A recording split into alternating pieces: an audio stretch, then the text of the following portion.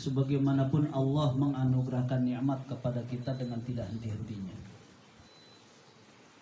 Sungguh nikmat yang luar biasa Allah anugerahkan kepada kita, luar biasa jumlahnya sehingga kita tidak akan bisa mungkin menghitungnya, luar biasa bernilainya sehingga kita tidak akan bisa mungkin mengganti dengan barang berharga apapun yang kita miliki.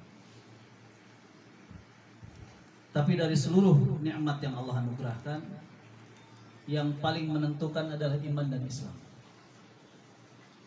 Tatkala Allah memberikan segalanya yang bersifat duniawi kepada kita, apakah itu kekayaan, kesehatan, jabatan, anak yang sudah mapan dan sukses, rumah yang besar, harta yang berlimpah, tapi tidak ada iman dan Islam, maka semuanya tidak akan berarti di hadapan Allah. Dalam Al-Quran Allah mengatakan, karomadin ishtaddat bihir rih fi yaumin asif la yaqdiru mimma kasabu. Seorang yang beramal tanpa iman itu bagaikan sebuah debu yang diterpa oleh angin yang sangat kencang pada waktu siang hari seperti panas sekarang ini. La yaqdiru mimma kasabu, tidak ada sedikit pun bekasnya. Itu tidak ada iman. Artinya dia tidak percaya kepada Allah. Tapi bagi orang yang beriman, walaupun dia beramal dengan sebutir korma saja, man tasaddaqa bi'adli tamratin min kasbin thayyib, barang siapa yang bersedekah dari satu butir kurma dari usaha yang baik, wallahu ya'khudhuhu biyaminih, maka Allah akan menerima sedekah itu dengan tangan kanan. Artinya penghormatan, walaupun dengan sebutir kurma. Yurabbiha kama yurabbi ahadukum, Allah akan mengembangbiakan sedekah yang hanya satu butir itu. Kama yurabbi ahadukum, sebagaimana kalian mengembangbiakan binatang ternak kalian. Faluwahu hatta takunu mithal jabal, maka dari satu korma itu bertambah banyak seperti gunung yang sangat besar. Itu bedanya. Oleh sebab itu iman dirawat. Seorang ulama dalam kitab tafsirnya Jalalain, tafsir Jalalain ini dikarang oleh dua ulama bernama Imam As-Suyuti dan Imam Al-Mahalli, Jalaluddin As-Suyuti dan Mahalli, ketika menjelaskan salah satu ayat dalam surat Ibrahim yang berbunyi, wa idh ta'adzana rabbukum la in syakartum la azidannakum wa la in kafartum inna 'adzabi lasyadid. Kata Allah, jika engkau bersyukur atas nikmatku, aku tambah. Dan jika kufur atas nikmatku, ingat adabku sangat pedih. Ulama ini menjelaskan bahwa seseorang dikatakan bersyukur itu bisa dengan dua cara minimal. Yang pertama adalah bitauhid. Bitauhid artinya amalan hati, keimanan kita. Sebagaimana kita telah pelajari bersama bahwa ilmu tauhid itu ada tauhid uluhiyah dan tauhid rububiyah. Tauhid uluhiyah adalah pengesaan bahwa tidak ada Tuhan kecuali Allah. Kalau dalam hati kita merasa demikian bahwa tidak ada Tuhan kecuali Allah, maka kita sudah termasuk orang bersyukur. Yang kedua tauhid rububiyah, yaitu seseorang yang meyakini bahwa dirinya dan seluruh alam semesta yang menciptakan Allah. Jadi kalau start yang pertama pengesaan bahwa tidak ada Tuhan kecuali Allah. Yang kedua pengakuan bahwa seluruh ciptaan adalah Allah yang menciptakan. Dalam hati kita jika ada perasaan seperti itu, maka kita termasuk orang bersyukur. Yang kedua bersyukurnya adalah dengan cara bita'ah. Setelah kita bersaksi tidak ada Tuhan kecuali Allah, dan kita bersaksi bahwa kita dan seluruh alam semesta yang diciptakan Allah, maka timbullah ketaatan. Kita sedang berhadapan sebuah zat yang sangat luar biasa kuat, sehingga kita tidak akan bisa menghalanginya. Maka timbullah rasa takut kita, rasa taat kita, segala perintah dan larangannya itu kita patuhi. Nah begitulah dalam tafsir Jalalain menjelaskan bagaimana cara kita bersyukur.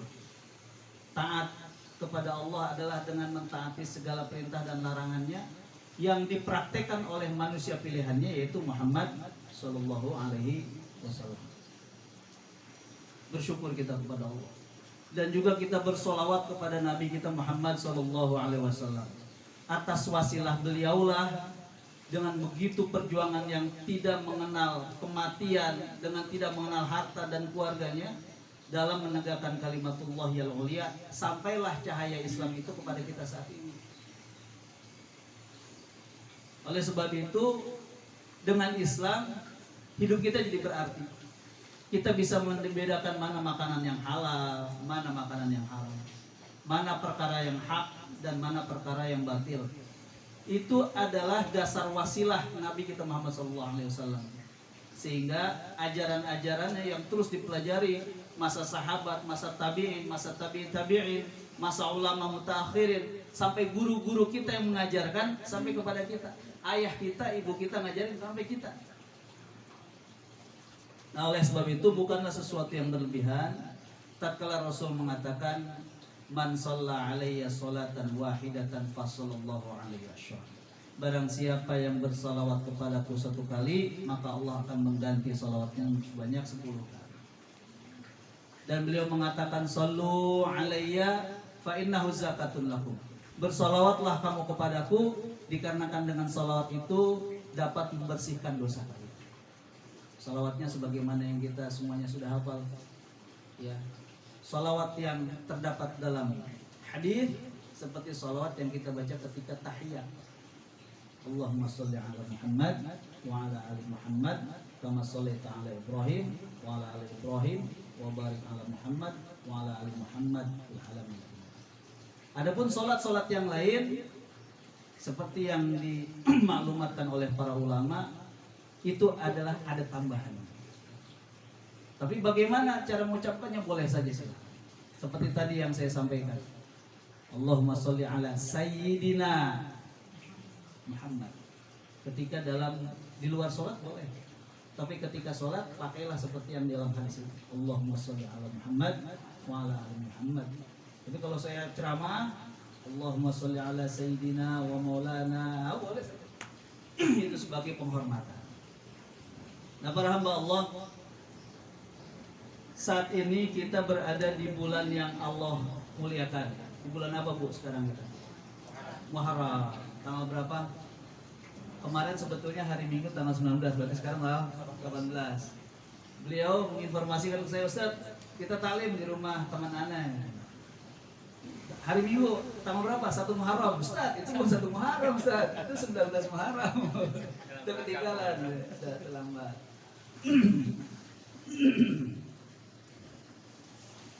Jadi dalam 12 bulan ini ada yang memang Allah tetapkan 4 bulan di sana, bulan haram.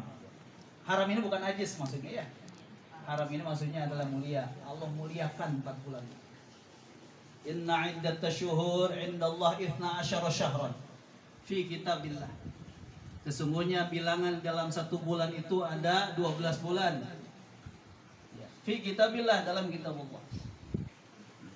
Ditetapkannya 12 bulan itu yauma khalaqas samawati wal ardh. Sejak Allah menciptakan langit dan bumi. Minha arba'atu hurum. Dari 12 bulan itu ada 4 bulan haram.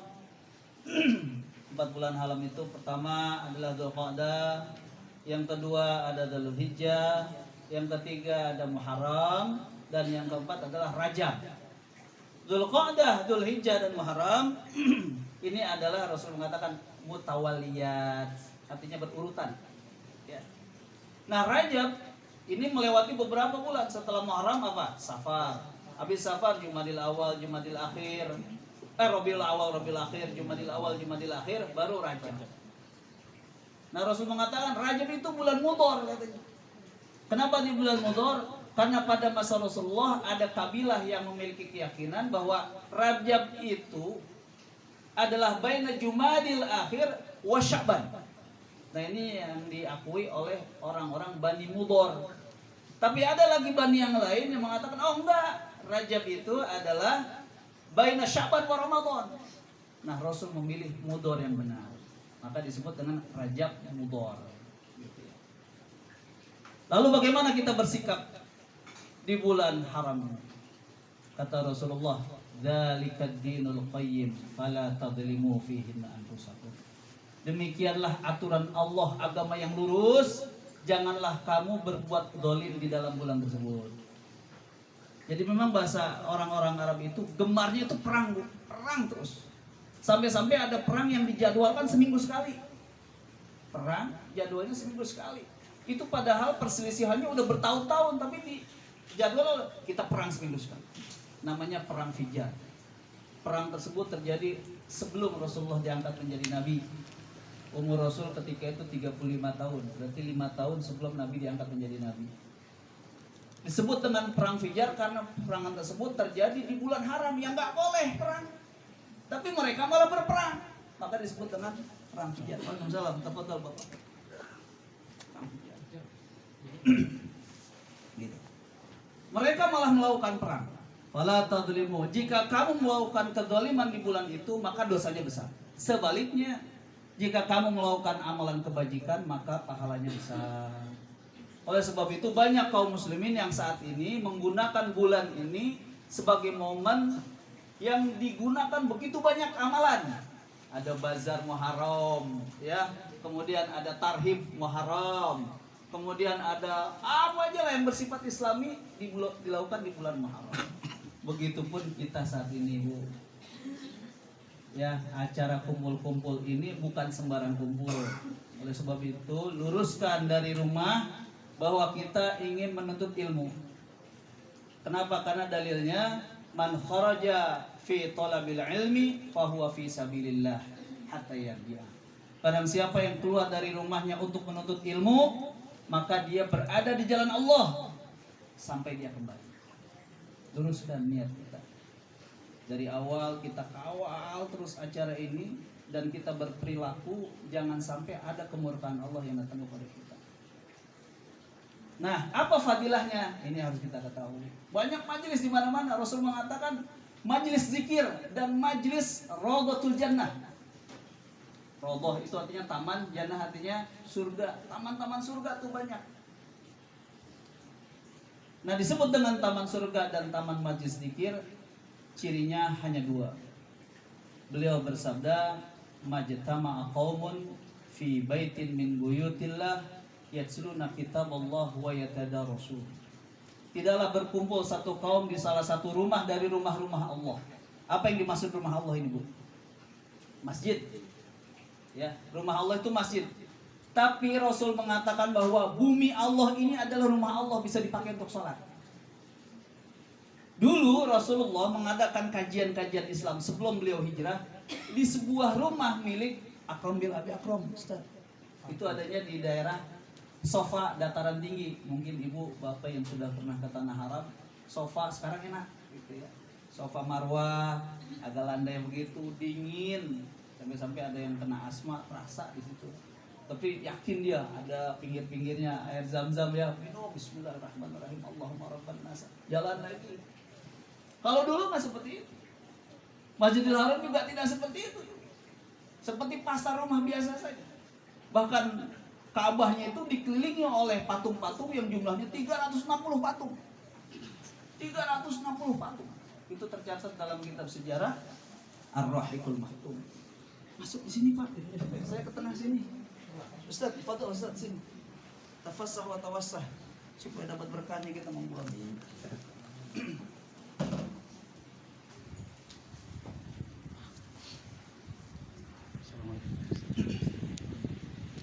Fadilah kita. Kenapa kita harus tahu fadilahnya kita beramal? Agar kita semangat, Bu. Seperti kita kalau perlombaan lari, juara 1 dapat ini, juara 2 dapat ini, juara 3 dapat ini. Maka yang ikut juga, wah lumayan nih, saya harus menang. Semangat. Begitupun kita beramal di sini. Apa maksudnya kita beramal di sini? Apa contohnya dan apa fadilahnya bagi orang yang beramal seperti ini?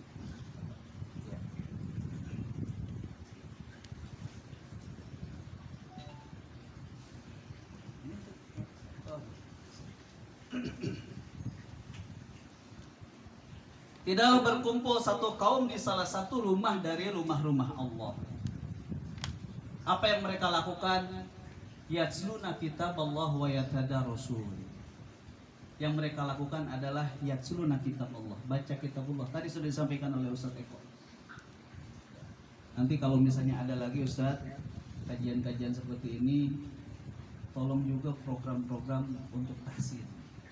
Ya, jangan malu-malu, karena memang mohon maaf nih Bapak dan Ibu melebihi umur saya masih muda nih. Beliau umurnya saya 10 tahun di bawah beliau. Di kakak-kakak saya. Nah, mungkin tadi juga Ikasmansa apa tuh? Ikatan SMAN Ikatan alumni SMA Negeri 1 angkatan 89. Lulus. Saya 88 baru masuk pesantren. Beliau udah lulus semuanya, Masya Allah. Bersyukur saya bisa ada di tengah ibu dan bapak semuanya, semoga berkah. Apa yang mereka lakukan? Nah, jadi jangan sembarang ngumpul. Sekarang banyak nih perkumpulan-perkumpulan. Tapi perkumpulan yang diridhoi Allah itu seperti itu. Pertama yang dibacakan Quran. Baca tadi Quran tuh. Kita dulu waktu mungkin ayah-ayah kita, kakek-kakek kita, guru-guru kita, kalau Ramadan suka nyuruh, ayo tadarus gitu ya. Itu maksudnya adalah baca Quran. Tapi menurut hadis ini yang disebut dengan baca Quran adalah tilawah.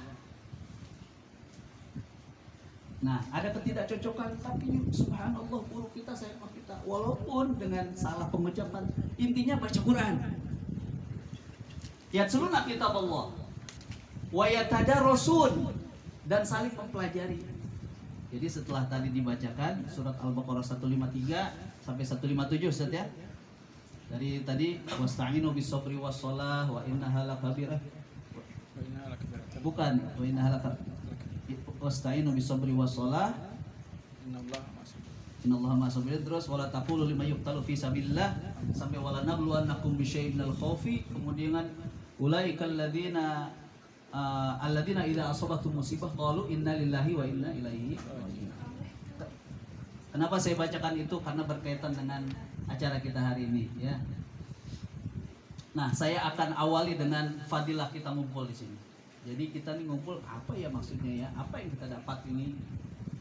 Nah, jika kita berkumpul di salah satu rumah dari rumah-rumah Allah atau rumah kita, yang kita bacakan adalah tilawah tadi, baca Quran. Dan setelah tilawah kita mengkaji Al-Quran tersebut dengan dasar-dasar dan informasi yang sesuai dengan pengertiannya, dari tafsirnya, dari hadisnya, maka dia akan mendapatkan 4 fadilah minimal. 4 fadilah, 4 keutamaan.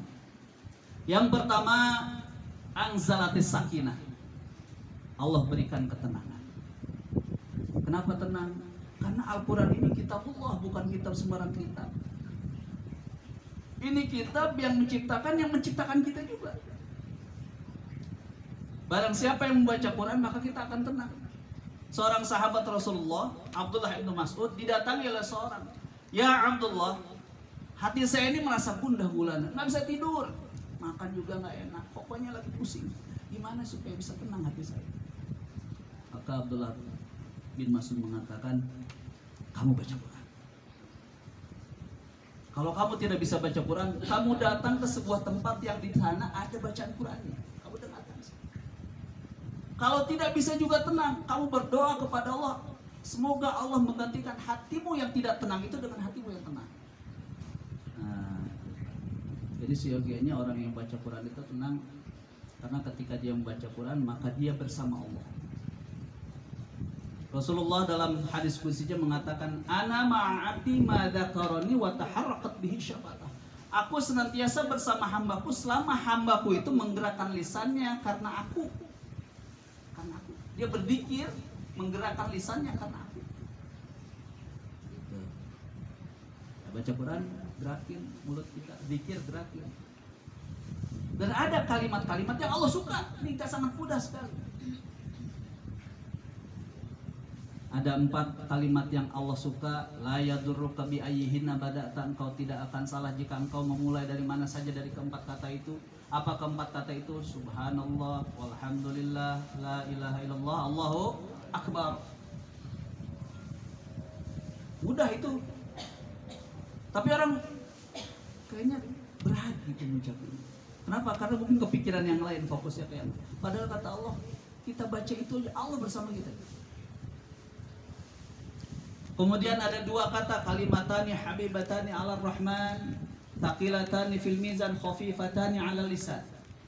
Ada dua kata yang Allah suka, sangat ringan diucapkan dan akan memberatkan amalan timbangan kebaikan kita. Apa kata tersebut? Subhanallah wa bihamdi, subhanallahil azim.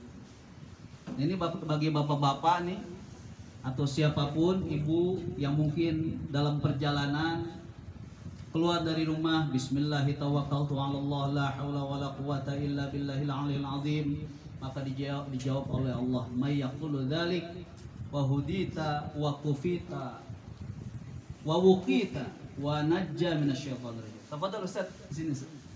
Sini Ustaz.